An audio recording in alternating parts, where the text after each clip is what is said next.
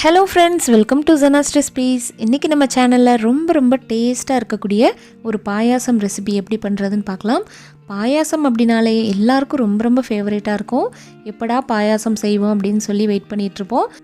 வீட்டில் ஏதாச்சும் ஃபங்க்ஷனோ அல்லது வீட்டில் ஏதாச்சும் ஒரு நல்ல விஷயங்கள் நடந்துச்சுன்னா உடனே நம்ம மைண்டுக்கு வர்றது பாயாசம் செஞ்சு சாப்பிடணும் அப்படிங்கிறது தான். இந்த பாயாசத்தை நீங்கள் எப்போ வேணாலும் செஞ்சு சாப்பிட்டுக்கலாம். ரொம்ப சுவையாக இருக்குங்க. ஓகே ஃப்ரெண்ட்ஸ், இப்போ வாங்க பாயாசம் பண்ண ஆரம்பிச்சிடலாம். ஃபஸ்ட்டு அடுப்பில் ஒரு கடாய் வச்சுருக்கேன்.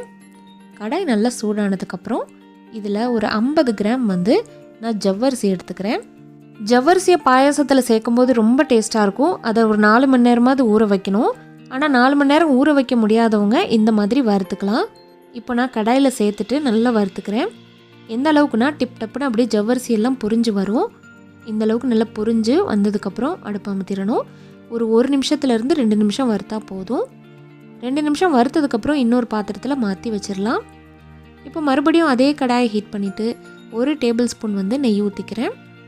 நெய் நல்லா காஞ்சதுக்கப்புறம் 100 கிராம் சேமியாவை போட்டுக்கலாம். வறுத்த சேமியாவாக இருந்தாலும் சரி, வறுக்காததாக இருந்தாலும் சரி, லைட்டாக வறுத்துட்டு தான் நம்ம பாயாசத்தில் சேர்க்கணும்.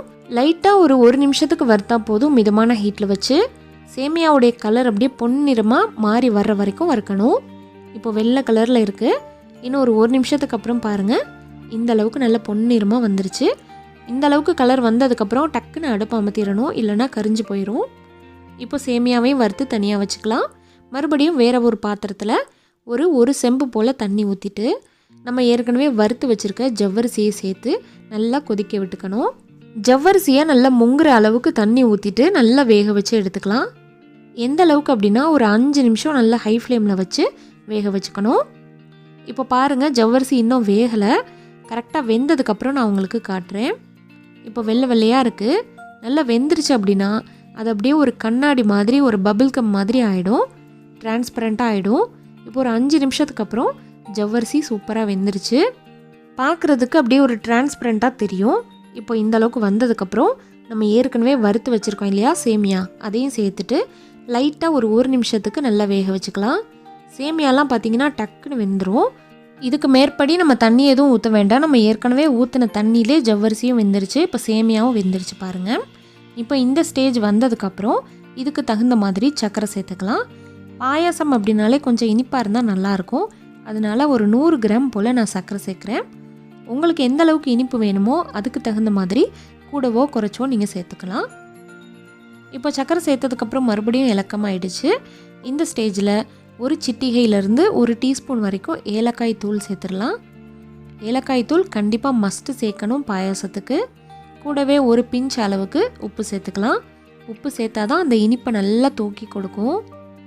இப்போ மறுபடியும் நல்லா மிக்ஸ் பண்ணதுக்கப்புறம் நான் ஒரு 1/2 லிட்டர் பாலை நல்லா தண்ணி ஊற்றாமல் கெட்டியாக காய்ச்சி வச்சுருக்கேன், அதை சேர்த்துக்கலாம். பாயாசம் அப்படின்னாலே பாலில் தண்ணி ஊற்றிடக்கூடாது. முடிஞ்ச அளவுக்கு திக்காக தான் காய்ச்சணும். காய்ச்சின பால் 1/2 லிட்டர் ஊற்றிட்டு இது எல்லாத்தையும் நல்லா ஒரு வாட்டி மிக்ஸ் பண்ணிவிட்டு ஒரு 1 நிமிஷத்துக்கு மறுபடியும் கொதிக்க வச்சிடலாம். இப்போது சேமியா ஜவ்வரிசி எல்லாம் சேர்ந்து இந்த பாலோடு கொதிச்சு வந்துருச்சு.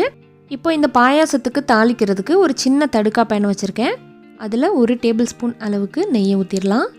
நெய் நல்லா ஹீட் ஆனதுக்கப்புறம் கொஞ்சம் போல் முந்திரி, கொஞ்சம் போல் திராட்சையை நல்லா வறுத்துட்டு பாயாசத்தில் நம்ம சேர்க்க போகிறோம். திராட்சையை சேர்த்ததுக்கப்புறம் அடுப்பு அமர்த்திடணும். இப்போ திராட்சை எல்லாமே நல்லா உப்பி வந்துருச்சு. இப்போது பாயாசத்தில் சேர்த்துட்டு லைட்டாக ஒரு வாட்டி மிக்ஸ் பண்ணிவிட்டு சுட சர்வ் பண்ணிக்கலாம். அவ்வளோதான் ஃப்ரெண்ட்ஸ், ரொம்ப சுவையாக இருக்கக்கூடிய இந்த சேமியா ஜவ்வரிசி பாயாசத்தை உங்கள் வீட்லேயும் செஞ்சு பார்த்துட்டு எப்படி வந்துச்சுன்னு ஃபீட்பேக் சொல்லுங்கள்.